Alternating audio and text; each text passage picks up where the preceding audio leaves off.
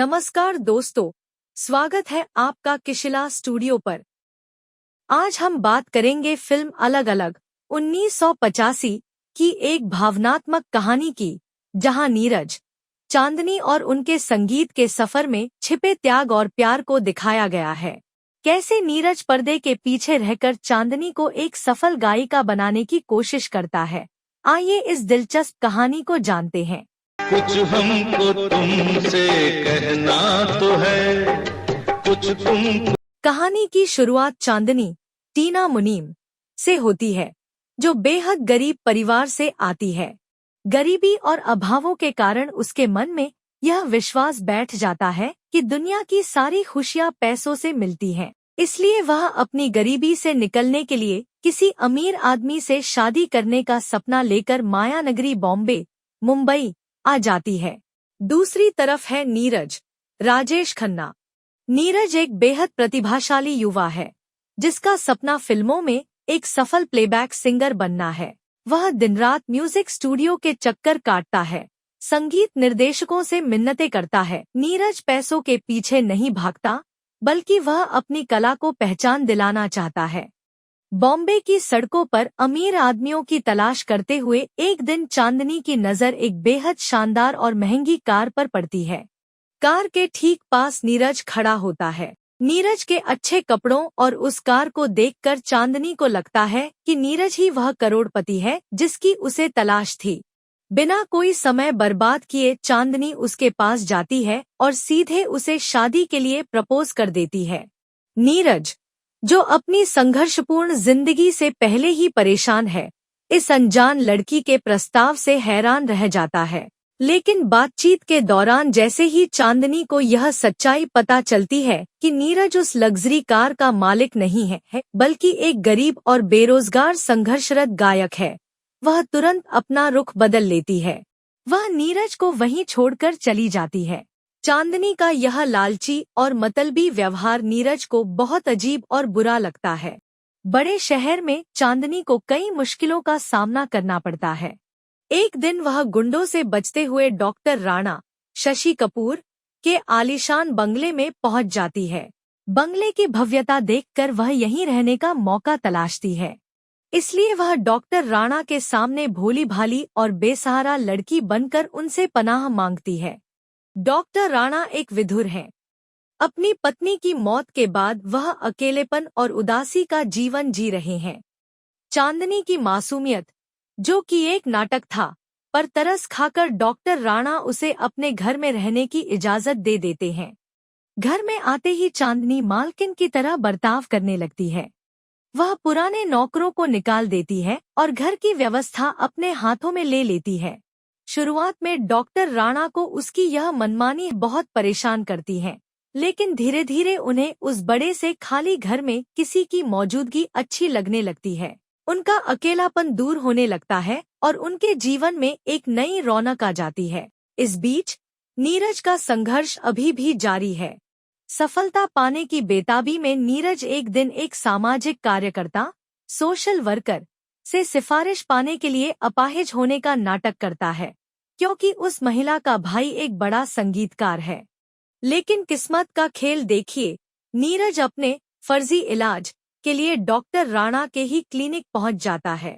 Clinic में doctor Rana के साथ चांदनी भी मौजूद होती है। चांदनी तुरंत नीरज को पहचान लेती है और मौके का फायदा उठाकर डॉक्टर राणा के सामने नीरज का पर्दाफाश कर देती है कि वह कोई अपाहिज नहीं है। नीरज का पूरा प्लान फेल हो जाता है और उसे बेइज्जत होना पड़ता है। नीरज चांदनी पर आग बबूला हो जाता है और कसम खाता है कि वह चांदनी की सारी चालाकियों को बेनकाब करेगा और उसके अमीर आदमी से शादी करने के सपनों को मिट्टी में मिला देगा। चांदनी नीरज की इस धमकी से घबरा जाती है। चांदनी लगातार डॉक्टर राणा को अपनी ओर आकर्षित करने और उनसे शादी का प्रस्ताव पाने की योजनाएं बनाती रहती है। डॉक्टर राणा साहब के अस्पताल में चांदनी मरीजों के लिए एक गीत गाती है। इस जीवन की यही है कहानी। दूसरी ओर नीरज अपनी नाकामियों से निराश होकर अपने मोहल्ले में एक गीत गाता है। हो कभी बेबसी ने मारा, कभी बेखुशी ने मारा। मशहूर फिल्म अभिनेत्री सरिता बिंदु अपनी गाड़ी से उसका गीत सुनती है और नीरज को अपना कार्ड देती है। बाद में नीरज मदद के लिए सरिता से मिलने जाता है। सरिता उसे सफलता दिलाने का वादा करती है, लेकिन जल्द ही नीरज को पता चल जाता है कि सरिता उससे शादी करना चाहती है। यह जानकर नीरज गुस्से में सरिता का घर छोड़ देता है। इसी उथल पुथल के बीच नीरज को यह एहसास होता है कि वह चांदनी से नफरत करने के बावजूद असल में उससे प्यार करने लगा है। जब से तुझको देखा है मैं सबको भूल गई हूँ। इधर डॉक्टर राणा चांदनी के अंदर छिपी गायन प्रतिभा को पहचानते हैं और उसे एक आधुनिक फैशनेबल महिला के रूप में पेश करते हैं। नीरज चांदनी के पास जाता है और उससे अपने प्यार का इजहार करते हुए शादी के लिए प्रपोज करता है, लेकिन चांदनी, जो अभी भी पैसों के पीछे भाग रही है, नीरज के प्रस्ताव को ठुकरा देती है क्योंकि वह गरीब है। हालांकि नीरज हार नहीं मानता, वह बार बार अपने सच्चे प्यार का एहसास दिलाता है। चांदनी का दिल पिघल जाता है और वह नीरज के प्यार को स्वीकार कर लेती है। कुछ हमको तुमसे कहना तो है, कुछ तुम। इसके बाद चांदनी और नीरज रोज मिलने लगते हैं और धीरे धीरे एक दूसरे के प्यार में डूब जाते हैं। कुछ तुमको हमसे कहना तो है, अलग अलग। चांदनी नीरज से कहती है कि डॉक्टर राणा के उस पर बहुत एहसान है, मैं उनका दिल नहीं तोड़ सकती। अगर मैं ना सकी तो समझ लेना, मुझे किसी बहुत बड़ी मजबूर ने मुझे रोक लिया। नीरज कहता है, लेकिन ठीक एक वीक के बाद मैं आपका यही इंतजार करूंगा और एक नई जिंदगी की शुरुआत करेंगे। डॉक्टर से मिलने पर उसे एक बड़ी सच्चाई पता चलती है। वह सोचती थी कि डॉक्टर राणा उससे शादी करना चाहते हैं, लेकिन असल में वे उसे बेटी की तरह प्यार करते हैं। यह जानकर चांदनी को अपनी लालची सोच पर पछतावा होता है और वह उनसे माफी मांगती है, जिसे डॉक्टर राणा माफ कर देते हैं। सब कुछ ठीक लग रहा था। नीरज को एक बड़ा सिंगिंग कॉन्ट्रैक्ट मिलता है और उसे पता चलता है कि वह एक अमीर परिवार का खोया हुआ वारिस है। उधर चांदनी को नीरज नहीं मिलता, वो उसका रोज इंतजार करती है। नीरज अपनी कामयाबी के खबर चांदनी को देने निकलता है, लेकिन रास्ते में उसका भयानक एक्सीडेंट हो जाता है और उसकी आवाज चली जाती है। चांदनी डॉक्टर राणा की बीमारी की खबर सुनकर डॉक्टर साहब के पास जाती है। डॉक्टर साहब कैंसर से पीड़ित हैं। मरने से पहले वे चांदनी को गीत सुनाने के लिए कहते हैं। इस जीवन की यही है कहानी। इस जीवन की यही है कहानी। उधर डॉक्टर राणा की मौत के बाद चांदनी को घर से निकाल दिया जाता है और वह फिर गरीबी में पहुंच जाती है। चांदनी के दिल में नीरज के लिए भारी नफरत पैदा हो जाती है। उसे लगता है कि नीरज ने उसके प्यार के साथ एक बहुत बड़ा धोखा किया है।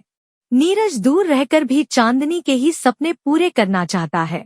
वह जानता है कि चांदनी की आवाज बहुत सुरीली है, इसलिए वह अपनी अमीर माँ की मदद से गुमनाम मददगार बनकर चांदनी के करियर में पैसा लगाता है।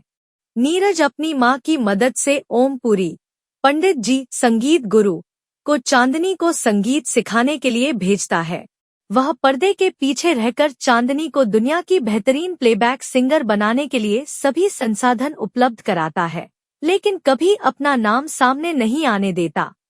चांदनी अपने संगीत गुरु पंडित जी को यह गीत सुनाती है। जब से तुझको देखा है मैं सबको भूल गई हूँ।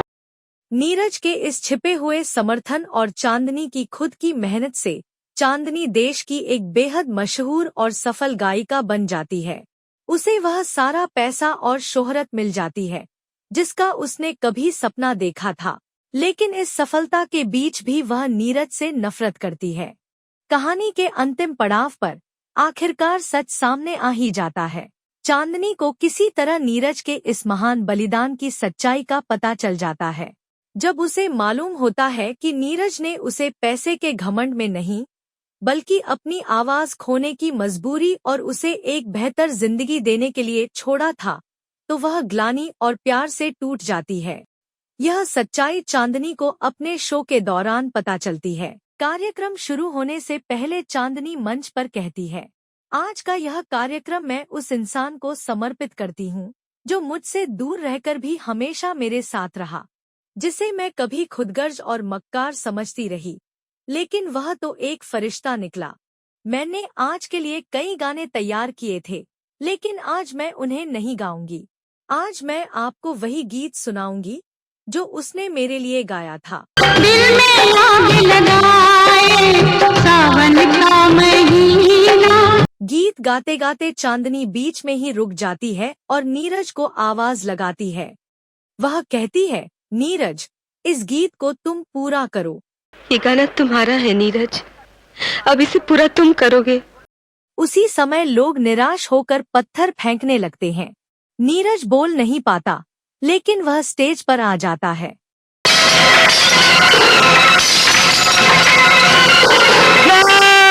पत्थर लगने के कारण नीरज की आवाज वापस आ जाती है और फिर दोनों मिलकर गीत को पूरा करते हैं। इस दिल से अरमान निकले। दोनों का बेहद भावुक और आंसुओं से भरा पुनर्मिलन होता है।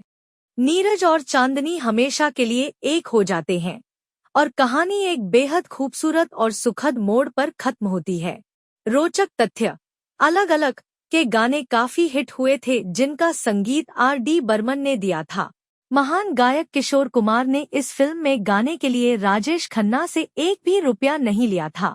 उनका कहना था कि राजेश खन्ना की फिल्म आराधना 1969 से ही उन्हें प्लेबैक सिंगिंग में नया जीवन मिला था, इसलिए खन्ना की इस पहली बतौर निर्माता फिल्म में वे मुफ्त में गाएंगे। दोस्तों, यही थी अलग अलग की इस भावुक कहानी की खास झलक। नीरज का त्याग, चांदनी का संघर्ष और संगीत का जादू इस फिल्म को बेहद खास बनाता है। अगर आपको यह कहानी पसंद आई हो तो वीडियो को लाइक करें, चैनल को सब्सक्राइब करें और कमेंट में जरूर बताइए कि फिल्म का कौन सा गीत या सीन आपको सबसे ज्यादा पसंद है। मिलते हैं अगली दिलचस्प कहानी के साथ। तेरे नाम के सिवा कुछ याद नहीं, कुछ तुम कहो।